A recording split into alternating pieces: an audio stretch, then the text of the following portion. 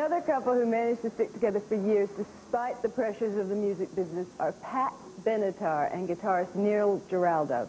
Even when other people tried to get between them, they held it together. Wife just got signed to Chrysalis and she didn't have a band. And somebody recommended me to come down to audition. You have to understand, like, when he walked in, he was 22 years old and extremely cute. And he walked in, and I just was like, oh my God. And I was like, if he can even play, that's it. He got the gig. I was like, that's my mind. Neil immediately accepted the job, and the romance began, despite the industry's wish for their relationship to remain platonic. I think they thought they could manipulate me easier if we were, you know, when you're allied and there's two of you, it's a little harder to get around both of you, you know. When it got too tight between us, it kind of was in their way, sort of.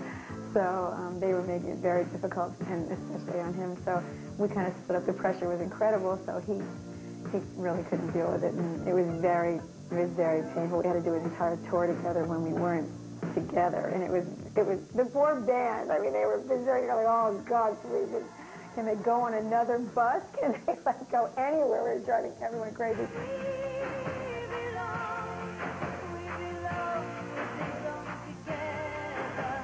We decided to get married. We kind of proposed to each other, I guess, you know. But our friends were so shocked because they knew that we had split up for this whole time. And I remember calling one of my friends and I said, I'm going to Hana, I'm getting married. She said, who? I was like, what?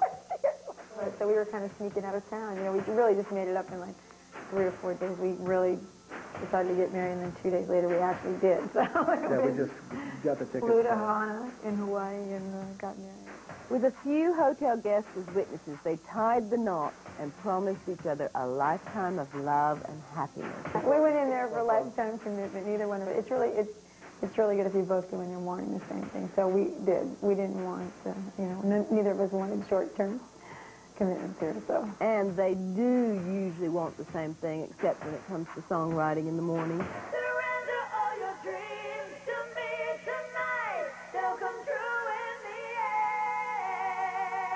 We don't like going to the studio and say, okay, let's go in there and write songs. You know, I'm washing up the dishes in the morning at breakfast, and I'm like, you know, my T-shirt or something, he comes walking in with that guitar, you know. I got an idea, and I'm like, oh, get out of here, I just woke up, you know. I get a clear thought, and then I just start, I'm working on this idea. So by then, the wife wakes up.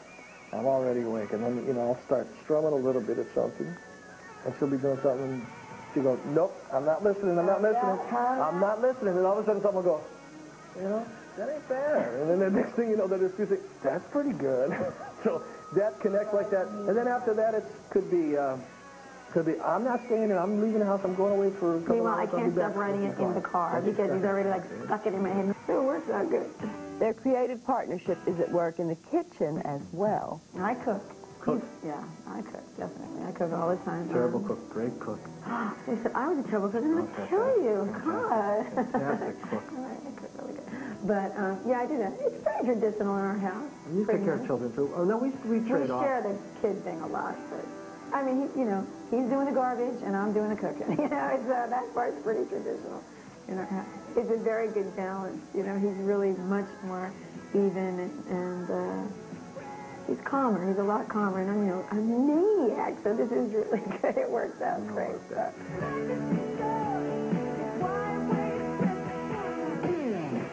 We're getting ready to wrap this party up.